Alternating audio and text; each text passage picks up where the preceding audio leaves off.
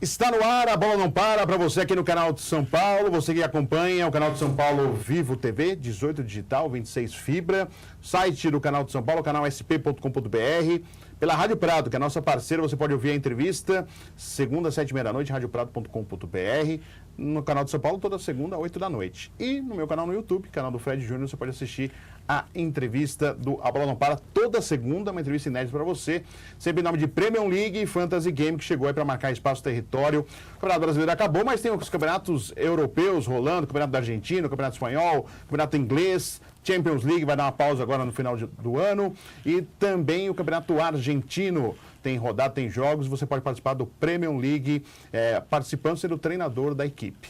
Falar em treinador, de cabeça, de mente, vamos falar de um assunto que eu estou gostando bastante de conviver, conversar com pessoas ligadas a isso, que é o coaching esportivo. Eu estou aqui com a coach ligada ao esporte, Amanda Ciara Micoli. Eu falo fora do ar, eu perguntei umas 300 vezes, mas eu vou falar de novo. Ciara Micoli. Amanda Ciara Micoli, participando aqui do A Bola Não Para. Amanda, muito obrigado por estar aqui no nosso estúdio, aqui no canal de São Paulo. Eu quero que você fale um pouquinho, porque esse lado do coach, né? O coach cada vez mais em evidência nas grandes empresas, no esporte está caminhando, tem alguns profissionais já participando. Eu entrevistei aqui o Jameli, ex-jogador, que está nesse lado do coach. Eu já conversei com o Betão, que foi um jogador de basquete, que está nesse lado do coach esportivo. E cada vez mais os atletas estão procurando esse lado. Algo que, se a gente pensar, recuar um pouquinho antes do tempo, existia um preconceito, ainda existe um preconceito em relação ao psicólogo no esporte, e o coach trabalha com a mente.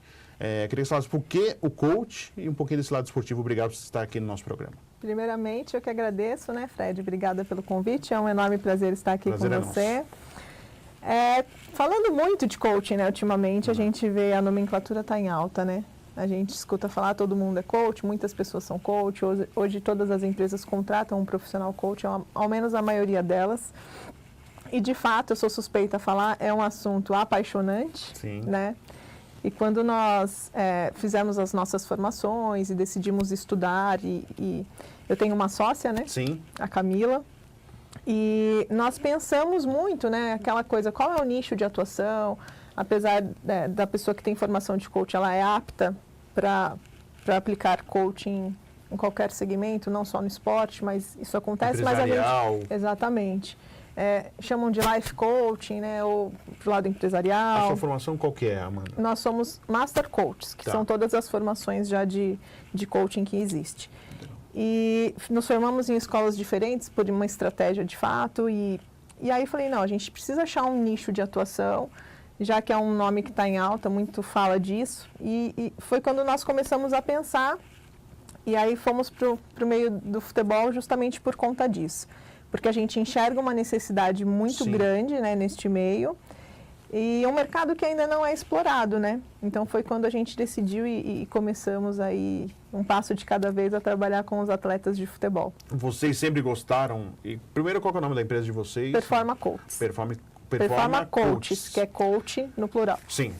Vocês sempre gostaram de esporte, sempre gostaram de futebol, e foi esse o motivo de entrar exatamente nessa área? Tá. Porque vocês pensaram muito para poder escolher exatamente essa área? Camila, minha sócia, ela sempre gostou muito de futebol, sempre foi muito antenada em futebol.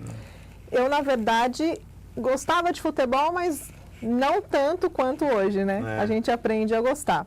Mas foi mais uma questão estratégica mesmo, de ir atrás e ver uma necessidade, ver um nicho de atuação, onde a gente enxerga que as pessoas de fato precisam e que o nosso trabalho vai fazer a diferença, né? Sim. Então, foi pensado e foi por amor. Foi um pouco de útil cada agradável, coisa, exatamente. Um pouco da paixão pelo esporte, pelo futebol, com o trabalho. Exatamente, foi isso. E aí vocês decidiram ir para esse ramo, para esse lado, e para conseguir o cliente, como que foi feito isso aí, essa prospecção, como foi para entrar no meio do futebol? A gente sabe que o meio do futebol, primeiro, é um meio machista ainda, muito machista. Não só para quem trabalha com jornalismo, por exemplo, as mulheres sofrem bastante, a torcedora, cada vez mais tem mulheres presentes nos estádios, crianças, mas a gente sabe ainda que a sociedade brasileira é machista e o futebol, o meio é machista. E como que foi para vocês conseguirem entrar, como que funcionou para vocês conseguirem entrar nesse meio? Sentimos isso na pele, né? Sim. E às vezes, até hoje, a gente ainda sente um pouco. De fato, é um meio muito machista, sim. nós não tivemos um apadrinhamento, vamos dizer assim, não tivemos padrinhos, né, para chegar. né? Não tivemos. E foi, na verdade, antes da empresa, antes de tudo isso, a gente já trabalhava em instituição financeira, só que com uma veia muito voltada para o comercial. Você fazia o quê? Nós trabalhávamos num banco. Sim, né? Mas era atendimento, gerência, essas coisas? A gente brinca que a gente já fazia o trabalho de coach sem ter a nomenclatura, mas a gente trabalhava cuidando de agências bancárias, com metas e números e investimento. Eu, antes de ser jornalista, e para pagar a faculdade, eu trabalhei em banco também. Trabalhou em banco também? Não tem nada a ver, né? Você imagina, né? Não tem nada a ver. Jornalismo com banco, né? Com banco. Mas eu trabalhei com isso. Aliás, até lembro que teve a seleção. Eu falei, nem vou aparecer, porque, vou fazer comunicação social, o que tem a ver com finanças, com dinheiro? Aí me ligaram, por que você não apareceu? Aí eu apareci, passei, depois fui trabalhar. Fiquei 3 anos trabalhando lá no Unibanco, que já é falecido, Unibanco, que virou Itaú, né? Mas eu trabalhei também nessa área bancária. Já sabe como que é, Depois né? de 2 assaltos a banco, eu desisti. Meu Deus. Imagina. Então, mas você trabalhou em banco. Por incrível que pareça, isso nos ajudou muito, né? E nos impulsionou, porque essa veia comercial fala muito forte em nós até hoje. Então, assim, aquela coisa de não desistir, e aí já vem o trabalho do coaching também. Então, assim, Camila, a gente vai levar algumas portas, né? Vai acontecer, mas a gente não desiste. E tudo começou, na verdade, numa reunião que nós conseguimos agendar com a presidência do Corinthians, na época. Quem que era o Mário Gobi? Quem que era o presidente? Não, na verdade, antes do Andrés. Antes do Roberto de Andrade. Roberto de Andrade, exatamente. Não, mas na reunião não era nem com ele. A gente começou e a gente brinca, né? No Corinthians, a gente começou com um trabalho na base, mas não evoluiu, não foi para frente. E a gente fala que hoje estarmos no futebol é graças ao Corinthians e graças a essa pessoa que nos impulsionou. Sim. Né? De repente, se a gente tivesse tentado, não tivesse conseguido, a gente teria parado por ali, mas não. Então, foi o que nos impulsionou e que nos fez acreditar que de fato é possível. E aí começa, né? Que você vai para um lado, você vai para o outro, conhece uma pessoa aqui, outra pessoa ali. Mas independente do meio ser machista, a gente tem uma grande preocupação com isso, inclusive. Então, quando o trabalho é feito em clubes de futebol, então sempre somos nós, né? A questão da imagem, a questão da empresa. Somos, assim, são duas fato, mulheres entrando num lugar onde só tem homem. Exato. É essa a dificuldade. E assim, eles respeitam muito, mas é aquela questão de que o nosso trabalho, ele exige, né? Ele exige que tenha uma confiança entre o cliente e a coach, que senão não funciona. Então, para você estabelecer essa confiança, aí sempre com postura, óbvio, que aí já entra tudo de ética profissional, profissionalismo da empresa, enfim. Mas, às vezes a gente ainda encontra aí uns degraus. Não diria isso, mas... Mas um pé atrás. O que são essas duas mulheres chegando aqui no lado...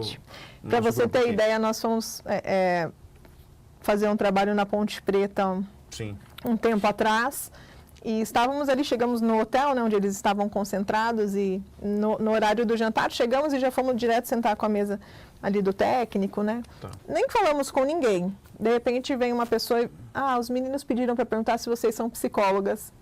Então, assim, a gente já percebe que existe um preconceito logo de cara. A gente falou, não somos psicólogas, viemos fazer um outro tipo de atividade que depois a gente vê como fica. Mas acontece e aos poucos acho que a gente vai quebrando essas barreiras, vai ultrapassando isso e vai superando. E existe o confronto psicólogo versus coach? Existe isso?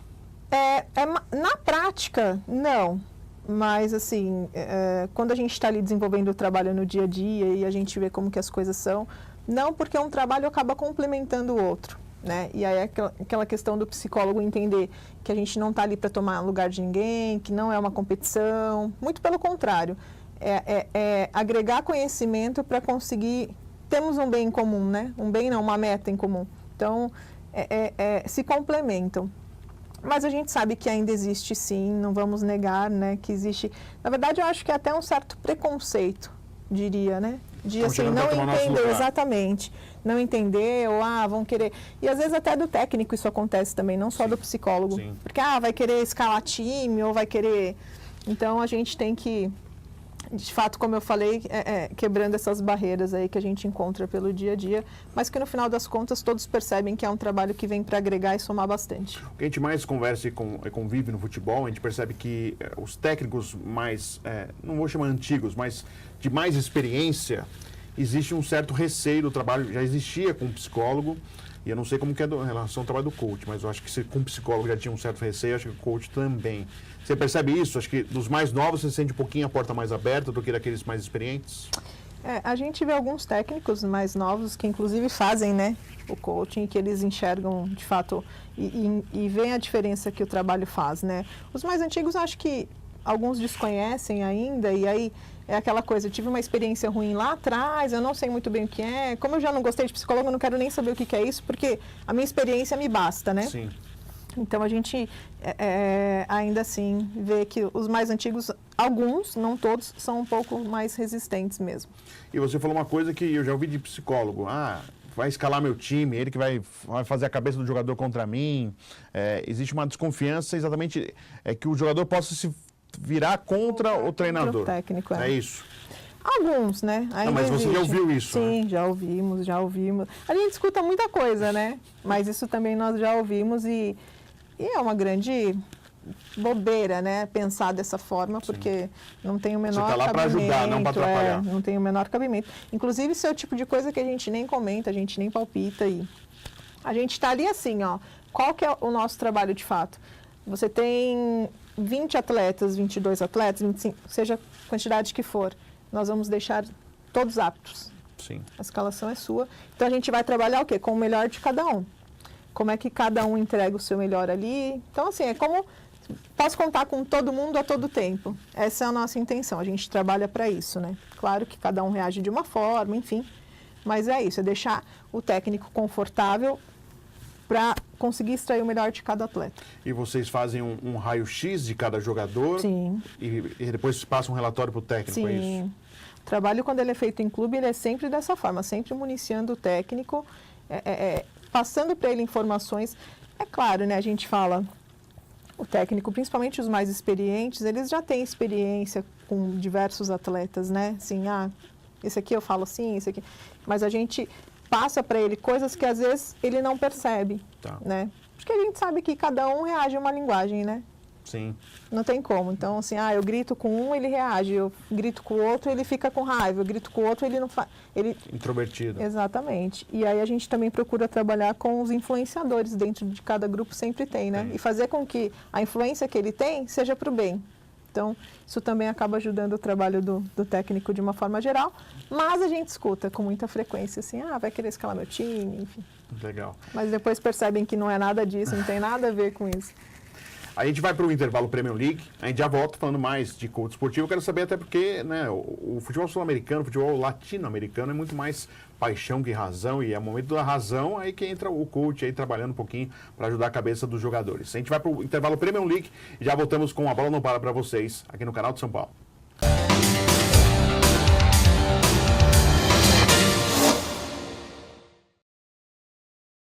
A bola não para, você está no intervalo acompanhando a gente, sempre em nome de Premier League, e vale a pena você acompanhar esse recado. Premier League é um fantasy game. Você não conhece ainda? Você pode acessar o site www.premiumleague.com.br ou baixar o aplicativo no seu celular. Você vai gostar, a discussão de futebol vai ficar bem diferente. Já é uma novidade para vocês, o fantasy game ligado ao futebol. E o Premier League tem uma outra grande novidade, que teve o campeonato, a Copa do Mundo, tem o Campeonato Brasileiro, tem o Espanhol, tem Champions League, tem o Argentino e tem o Campeonato Inglês, que virou realmente um dos grandes campeonatos da Europa, com grandes jogadores, grandes equipes. Rafael Pianucci aqui, um dos sócios da Premier League. Rafael, é isso aí, né? Campeonato Inglês também, né? A Premier League no Premier League. Premier League, exatamente. Talvez seja o campeonato com mais jogadores famosos que a gente tem no mundo, né? Então tá uma briga feia lá para saber quem que escala. Salah, Harry Kane. Agora a gente tem o Alisson também chegando, para quem gosta de jogador brasileiro, Gabriel Jesus. Temos o Ederson. Né? Tem jogador para... Tem bastante gente. Em todas as posições a gente tem alguém para escalar, se quiser escalar brasileiro. Ou seja, você pode ser o Guardiola do Premier League. Pode ser. Que legal. Então, gente, acesse lá www.premiumleague.com.br ou baixe o aplicativo no seu celular. A discussão de futebol vai ficar muito mais legal, muito mais diferente com o Premier League para você, sempre aqui com A Bola Não Para.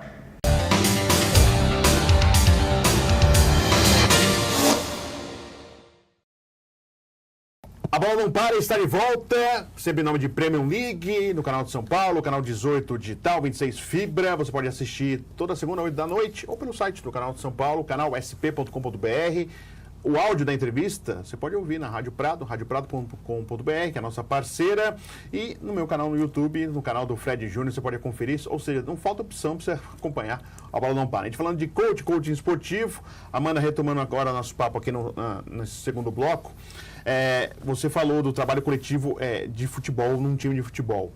Para vocês, é melhor o trabalho coletivo ou melhor o lado individual? Seria importante se desse tempo. Eu sei que às vezes o trabalho de vocês é um trabalho de curto prazo para mostrar resultado rapidamente, porque o time está precisando, que está tendo jogo aí, está rolando competições. Para vocês, o ideal seria o trabalho individual, é melhor assim? E a gente vai falar de alguns jogadores que já fizeram trabalho individuais com vocês, mas o que vocês preferem para fazer o trabalho da melhor maneira? Tá. Quando a gente fala de clube, claro que se o clube contrata, a gente, mesmo trabalhando o coletivo, a gente acaba trabalhando a individualidade de cada um. Tá. Então, meio que acaba que é um trabalho coletivo, mas individual. Sim. Individual mesmo que a gente considera é quando é por iniciativa do atleta, né? Que daí não tem nenhum clube por trás, e aí a gente trabalha e às vezes trabalha até questões relacionadas à vida pessoal do atleta que acaba impactando lá no campo. Tá. Mas para a gente, sem dúvida nenhuma, um trabalho quando ele é com o elenco, com toda a equipe, a gente enxerga um resultado diferente, né? Porque não adianta você pega um grupo, aí um só faz coaching por fora do campo, do time, enfim.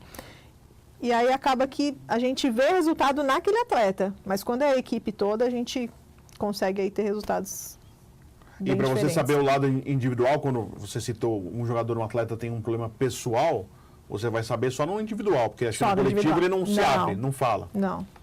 E mesmo assim, né, no individual é quando já existe aquela confiança que a gente citou aqui há pouco, que é importante. Mas no coletivo, não. No coletivo, a gente tem atividades em grupo. Tá. Claro que quando é coletivo, a gente é por algum campeonato, alguma coisa que eles almejam. E a atividade que é uma dinâmica, o que é, Amanda, que vocês fazem? Porque a gente sabe que eu já participei de falar com atletas sobre a nossa função de jornalista, como um trabalho no dia a dia.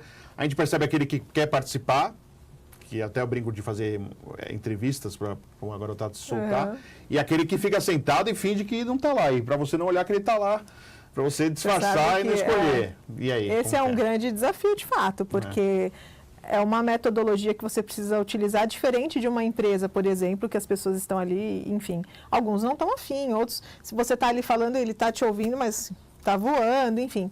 Então, a gente precisa usar técnicas e é um trabalho totalmente diferente. Por quê? Porque a gente precisa prender a atenção deles. Então, assim, não pode ser nada muito longo. Tá. Não pode ser nada muito complexo. Tem em torno de quanto tempo o trabalho de vocês? 40 minutos. Quando é atividade em equipe, é uns 40 minutos no máximo. Tá. E aí tem aquela coisa, eu já escuto falar de futebol, eu estou aqui concentrado em futebol. Vai vir aqui me passar mais vídeo de futebol? Não estou afim. Então, você tem que... São algumas táticas, né, que nós usamos para prender a atenção deles e fazer com que todos interajam aí nesse trabalho. Vocês estão fazendo lá e tem um jogador abrindo a boca... Difícil! Não, mas assim... Ainda bem, que bom, mas às vezes não prestando atenção, tem às vezes? Sim, acontece. Isso não... E não só no meio do futebol. Mas você não fica olhando só aquele que não prestou atenção? Não é assim, mais ou menos? Parece que acontece, né? Mas a gente tem algumas técnicas para lidar com isso, né? Acho que... Você chama atenção? Tenta colocar ele na conversa? A gente tenta colocar ele no contexto, né? Então, assim, pede um favor ou pede para... você pode repetir, por favor, isso aqui? O que você entendeu do que eu disse? Porque como é atividade, acaba passando o tempo mais rápido, né? Não é aquela palestra que a gente fica ali falando e eles só ouvindo. Então, assim, é uma coisa com vídeos, mas nada relacionado a futebol. São dinâmicas que a gente fala, mas que todos interagem. Então, assim, um acaba tendo... Um que depende do outro. A gente trabalha essa questão de equipe, motivação de todo mundo. Que não existe um elenco, um time, né? Se não tem a união, não tem como. Então, a gente... É bem bacana, assim. As atividades são bem bacanas e... Não só no futebol, em todo lugar, tem sempre um que não está muito afim, mas a gente acaba trazendo para perto e a gente tem conseguido fazer isso. Alguns que vocês fizeram um trabalho individual, o Sidão, goleiro aqui de São Paulo, que aliás, coitado, tá pegando uma barca aí, tá pegando um peso aí em relação ao trabalho dele no dia a dia como goleiro de São Paulo. Emerson Sheik, que parou agora com futebol, mas que um personagem polêmico, né? Que é o Sheik. Teve mais algum de, assim... É que, assim, alguns a gente não pode falar por conta de questão contratual.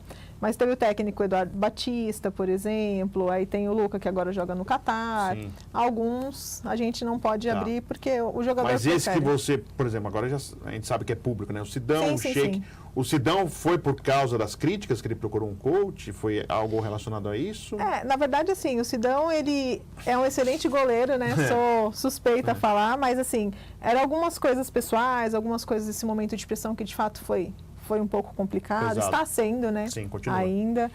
E eu acho que o trabalho foi num momento bem oportuno, assim, porque acho que ele conseguiu superar de uma forma um pouco diferente. Ele já é muito esforçado, ele tem muita garra, ele tem tudo, mas eu acho que a gente conseguiu ajudar bastante nesse sentido.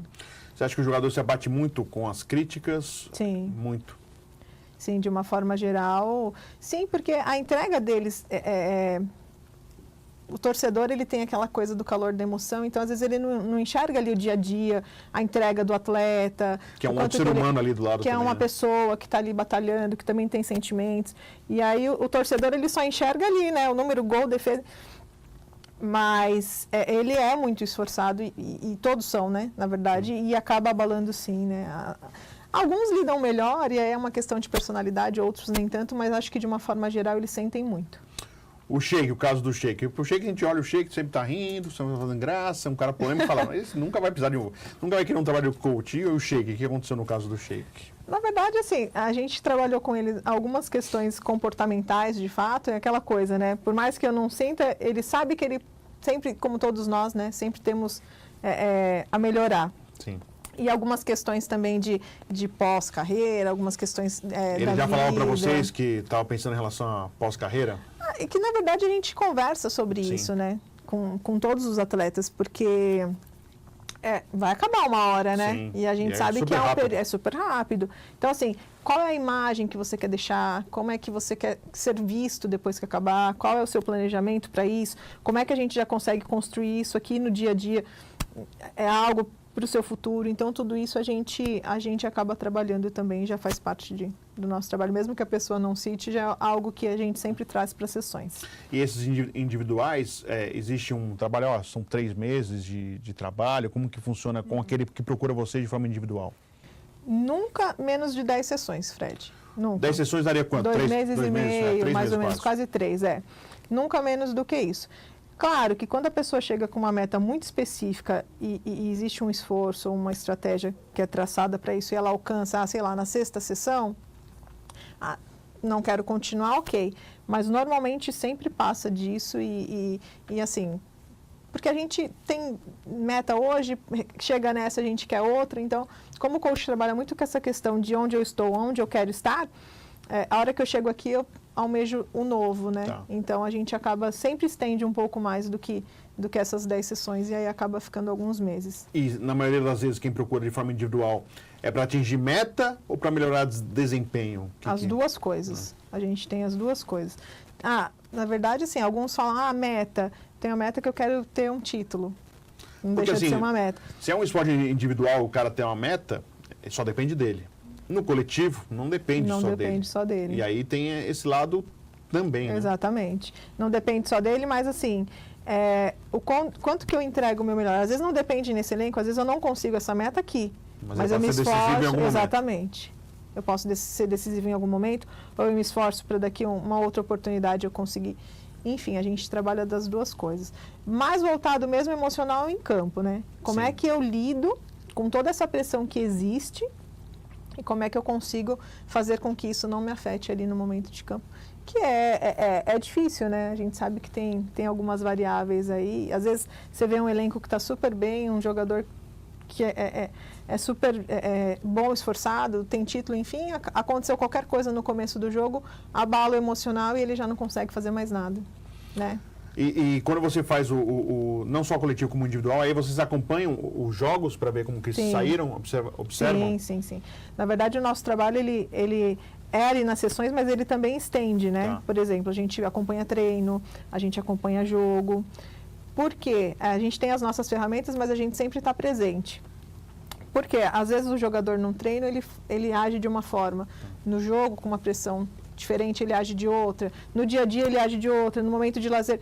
Então tudo isso ajuda e nos municia aí de informações que são importantes para a gente atuar no dia a dia. Legal. A gente sabe que o atleta, né, latino é muito a emoção, mais que a razão. E se a gente perceber, não só o jogador de futebol, mas o esportista brasileiro, em momentos decisivos, onde o emocional pesa, a gente sente que o atleta acaba falhando. A gente percebeu já nos Jogos Olímpicos, em 2016, perdão. Copa do Mundo 2014, os jogadores chorando no hino, é um exemplo do lado emocional, gritando e muito, né, falando muito. Vocês perceberam isso também, o atleta latino, né, o brasileiro em si, essa parte emocional é muito gritante e essa cobrança da torcida na Olimpíada para um atleta ganhar medalha, na Copa do Mundo para ser campeão do mundo, só serve ser campeão, não serve ser outra coisa. Esse lado emocional realmente é um foco a ser trabalhado no atleta brasileiro, é uma deficiência que a gente tem esse lado emocional? Eu acredito que sim, Fred. Até por a questão cultural, né? Sim. E isso, assim, cada vez está ficando mais nítido, acho que não só para nós que trabalhamos com isso, mas até para a torcida, de que isso tem muito impacto, né? Você pega hoje times que estão ali em disputa, que tem o técnico, digo, o tático ali, mais ou menos semelhante, a que está mais preparado emocionalmente, a que se sai melhor normalmente. Aí você pega a cobrança de pênalti, para finalizações, enfim, que vão decidir ali o final de um jogo, de um campeonato. As primeiras cobranças normalmente não tem erros. Você pega as últimas, normalmente... Que são as decisivas. São as decisivas, acaba pesando muito. E, na verdade, a mente, o emocional, ele influencia muito. As pessoas acham que não, mas influencia no físico, né? A gente fala que todos nós temos um termômetro, né, de ansiedade, tudo isso. Quando excede, passa, aumenta demais a temperatura, acaba tendo impacto no físico. Então, assim, a pupila dilata. Quando o emocional não está bem no momento do jogo, a pupila dilata. O que faz? Embaça visão, atrapalha a visão. Então, eu erro um passe que eu não erro normalmente. O batimento cardíaco acelera. Acontece. Então, a pessoa se cansa, né? Às vezes, fazer uma defesa ou correr para um ataque. Está mais cansado, não consegue chegar na bola. Tudo isso é o emocional que está trazendo para o físico, né? Então, são diversas coisas que impactam, que se não tratadas, acaba acontecendo isso daí que a gente vê. E quando tratadas, o jogador leva mais leve, flui melhor, você vê que ele está mais centrado, ele dificilmente erra um passe, não está ali naquele calor. Claro, o calor existe, vai existir sempre, independente de coaching ou não. Até o mais gelado... Até o mais gelado sente, né? Você está ali num jogo, o cara te entra, dá uma entrada, um carrinho de uma forma diferenciada, sobe. Sim. Mas assim, excedeu a temperatura do meu termômetro, como eu faço para voltar? Tá. E focar. Como eu faço para não deixar isso atrapalhar o restante, e aí sobe a temperatura e eu já fico abalado o restante do jogo, né? E dá para o jogador que faz isso, acho que mais o individual do que o coletivo, você pode até me corrigir se não for, mas no momento da jogada quente, do lance, naquele lance que você não está esperando, algo inesperado e acontece, uma reação que você não teria e você acaba tendo em virtude da temperatura do jogo, dá para o jogador conseguir em rápidos segundos... Opa, peraí, eu posso ser expulso, eu posso fazer uma besteira. Ele consegue? Consegue. É o que a gente fala, né? Assim como eles treinam o físico diariamente, a gente também precisa treinar o emocional com frequência, né? Então, isso daí com treino, com trabalho, com dedicação, a gente consegue sim e é possível.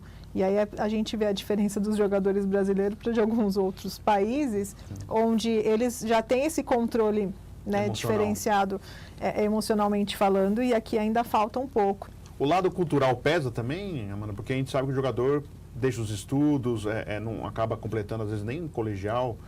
Isso pesa também em relação ao lado emocional? Pesa porque acaba, não é emocional diretamente ligado, mas isso sim, atrapalha a questão. Por incrível que pareça, você estudar, você ter aquela questão de disciplina, tudo são coisas que você vai acumulando no decorrer da vida que acabam impactando, né? A gente fala que o trabalho de coaching, a gente acredita que tem que ser um trabalho que tem que começar na base. Sim. Tem que começar ali, porque às vezes você pega, é um momento muito decisivo. O cara vai sair de uma base para ir num profissional, e às vezes os times, às vezes não, investem milhões ali e não conseguem aproveitar um atleta, vai buscar fora. Por quê? Porque sabe que se colocar um atleta ali e não dá certo, enfim, é 50% de chance, né? E acaba com a carreira muitas vezes ali, não consegue progredir por conta do emocional. Porque eu saio de uma base tenho bola no pé, tenho futebol, mas o emocional me atrapalha a chegar no profissional, né?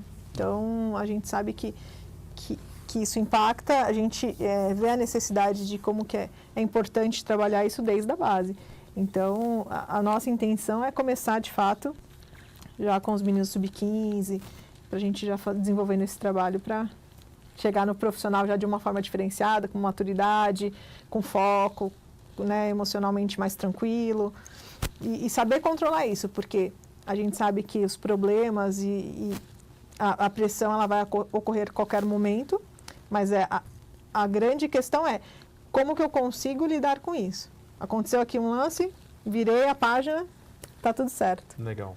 Amanda, muito prazer. Obrigado por você ter vindo até o nosso programa, participar aqui da Bola Não Para. Sucesso para vocês, para você e para sua sócia. Camila. A Camila, que a gente também estava conversando. E boa sorte para vocês. Obrigada, um prazer estar aqui. Agradeço mais uma vez, muito sucesso para você também. Legal. Nós fizemos aqui mais uma edição da Bola Não Para, toda segunda, 8 da noite, aqui no canal de São Paulo. Tem reprise no mês de dezembro, estava até esquecendo. Tem reprise durante a programação do canal de São Paulo. Toda semana aí você vai poder acompanhar o nosso programa. Também pela internet, no radioprado.com.br, canal sp.com.br através do vídeo e no nosso canal no YouTube, canal do Fred Júnior. Até a próxima.